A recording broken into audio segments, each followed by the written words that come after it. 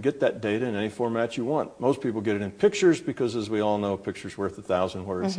And you can get a lot of data in a picture. Quick and symbolic. Very quickly, and symbols. So they get symbols and metaphors that they have to interpret in terms of that person. And if you practice it, you get good at it.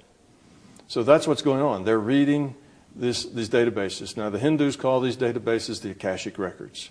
They're just databases in a digital information system called consciousness. So that's what that person's doing. They're tuning into that future database. And if you practice it, like I say, you get good at it. Astrology works pretty much the same way. Okay? That might be of interest to your listeners. Astrology isn't about where all the heavens are in this way and that way. Astrology is about the consciousness of the astrologer. If astrology was nothing more than placement of heavenly bodies and then interpreting what they say that means in the book, computers would be much better astrologers than people, because computers could compute all of those angles and exactly where they were to 50 decimal places and be super accurate, more than a person could ever be. Right. Computers are lousy at casting, fortunes, of doing horoscopes. They don't do a good job. They do real general kind of things, but they're not very good at it, because that's not the point. That's not what's going on. All of the signs and the times and the rest of it, there's a lot of interpretation in there. And in interpretation, there's uncertainty. You can interpret it this way or that way. It kind of gives you a general framework, but you have to interpret it. That interpretation is the astrologist's consciousness going to the database, getting the data, which is massaging the interpretation to make sense. So it's their version of throwing the bones. Yes. It's a tool. It's a tool. And people use all kinds of tools. Throwing the bones is a tool. Reading the tea leaves is a tool. The crystal ball. All of these things are things that have a lot of uncertainty. You look at the tea leaves and all this stuff is there and is swirling around. You can make up a whole lot of things out of that. It's like the Rorschach test. You can look at it and see all sorts of things. But what you see, if you're good at it, is the imagery that you're getting out of the future probable database. That's what you interpret it to be. You can interpret the Rorschach ink blot to be almost anything. Same with the tea leaves. Same with the planets and the alignments and all that. They can be interpreted lots of different ways. The active ingredient is consciousness. There are people I know who have a pendulum, and the way they consult with their guides is they hold this pendulum, and if it goes around this way, it's a yes. If it goes around that way, it's a no. Okay, well, they hold it. Well, the tiny little motions that will make something turn like that are really uncontrollable. Okay, well, what happens is those tiny little motions just happen to get controlled to produce the answer that they're asking about. So if yes is the right answer, then that little tiny motion turns into a yes. If it's a no, it's a no. So it's uncertainty in that servo system that allows the system to manipulate the answer, to let that pendulum be an oracle, you see. Now, we can make up all kinds of things. The people who have you hold your hand up and they say, kinesiology. Do you like my baby sister? And you say no, and your hand goes down and say, you do too. You were just lying there because... they do that sort of thing. It's the same thing. It's the conscious intent, and they're using very weak muscles that aren't used to strength, and because it's very subtle about those muscles, the system can make that, like the pendulum, like the bones. And they can all be extremely effective. Yes, they can all be extremely effective, but it depends on the person doing it. It's that conscious intent. So then, of course, the scientists come in and they say, oh, bogus. Look, okay, I'm going to do it. And you, Joe, my assistant, you stand up there. It doesn't work. Well, of course it doesn't work.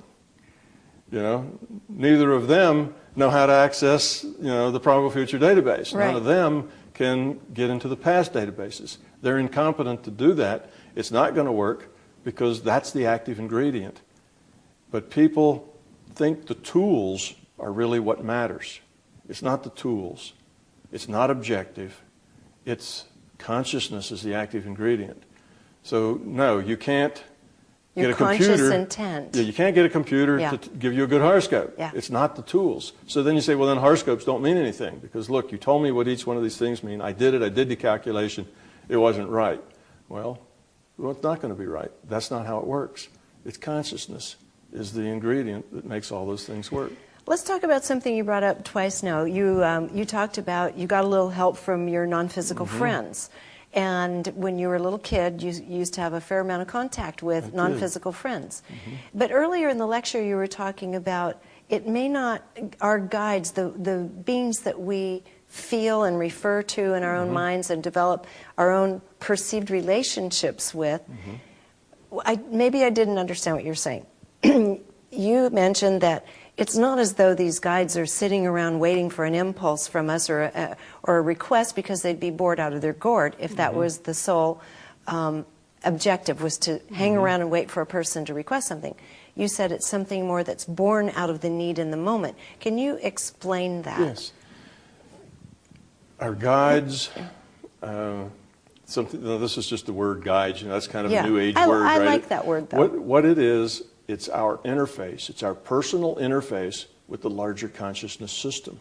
That's how the larger consciousness system communicates with us, interfaces with us. Now, it might not be guides. It might be your intuition. Some people have very strong intuitions that kind of tells them what to do and what not to do, whether to turn right or turn left.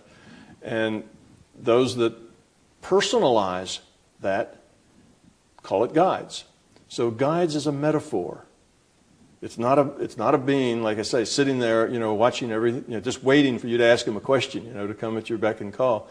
It's the larger consciousness system interfacing with you. If you have a need, if you ask the question, if you communicate with that guide, the larger conscious system will communicate with you.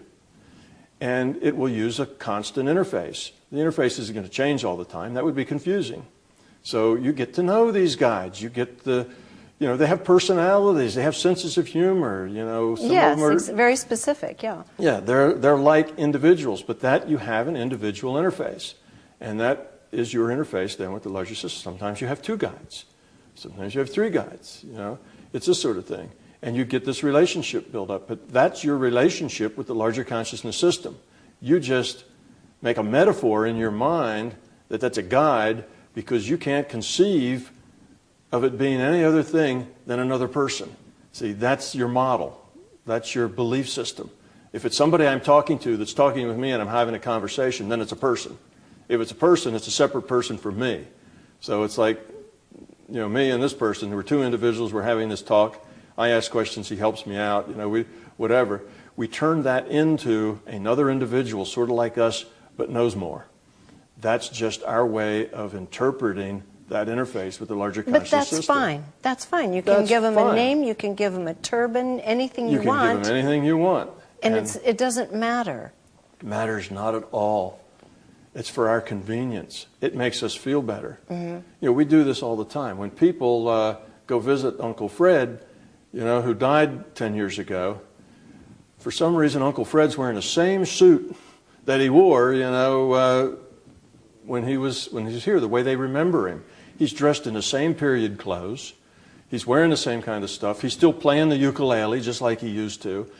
So we have this image of Uncle Fred. Do you think Uncle Fred is just, sitting there playing his ukulele, waiting for us to call him back so he can interact with us? Of course not. Uncle Fred's way gone.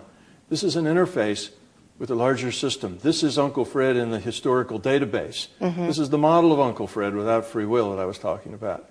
Okay, so yes, you can do that, but why is he dressed like that? Well, that's because that's comfortable for us. That's the way we remember him. That's, to us, the essence of Uncle Fred. Right. So, of course, that's our interpretation of Uncle Fred. Now, what happens when it's somebody we don't know? Well, we don't know how to dress them because we don't know them. What do? We put a robe on them. Yeah. All these people wear robes because, a robe is a fashion that never goes out, right? Everybody wears robes, and if we don't really want to the detail of what they look like, then they have a hood over their robe, and we really can't see their face, because if we saw their face, then that would set up a whole bunch of another inquiry for us. Who was it and why? And so we don't need that. So if we don't need that, we don't get that. So we get a robe figure. We really can't see the face. It doesn't matter. We communicate just the same. So all of that is what we bring to the table. It doesn't mean that that isn't real. That isn't a real communication. It just means that for it to communicate to us, it needs to take that form so we recognize it. If it didn't have Uncle Fred's clothes on playing a ukulele, we wouldn't know that it was Uncle Fred. Right. But we recognize it immediately. Okay, so the larger